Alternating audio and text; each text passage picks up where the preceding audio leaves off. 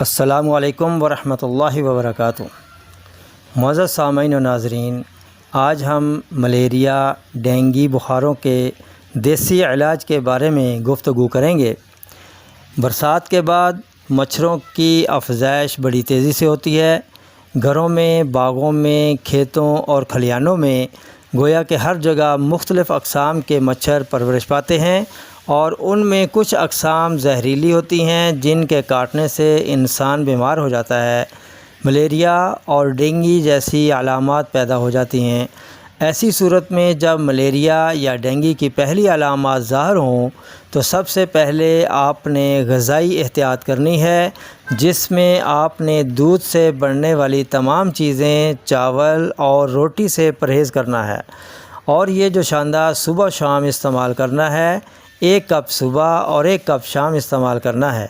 صبح کو بھگویا ہوا شام کو اور شام کا بھگویا ہوا صبح کو استعمال کرنا ہے۔ ہفتہ 15 دن کے استعمال سے آپ ملیریا اور ڈینگی سے چھٹکارا پا لیں گے انشاءاللہ۔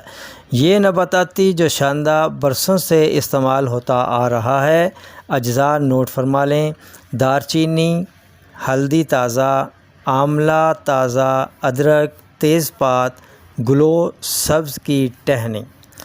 ان کے جو وزن ہے وہ نوٹ کر لیں: دار چینی 2 انچ کا ٹکڑا، ہلدی تازہ 1 انچ کا ٹکڑا، آملہ تازہ 1 عدد، ادرک کا 1 انچ کا ٹکڑا، تیز پات 1 پتا ڈال لیں، گلو سبز کی 6 انچ کی ٹہنی لے کر اسے ٹکڑے کر لیں۔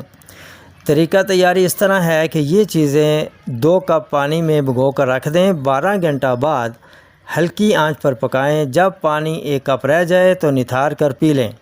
شہد یا گڑ حسب ذائقہ ڈال کر استعمال کر سکتے ہیں، یا تھوڑا تھوڑا کر کے دن میں کئی بار استعمال کر سکتے ہیں۔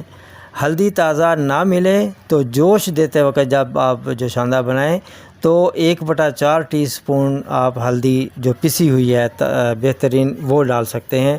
اور آملہ بھی تازہ اگر نہ ملے تو خشک آملہ 1 بڑا چمچ وہ آپ ڈال دیں، بھگوتے وقت ڈالیں۔ یاد رکھیں، پہلے 3 دن تک روٹی چاول کا پرہیز لازمی کرنا ہے۔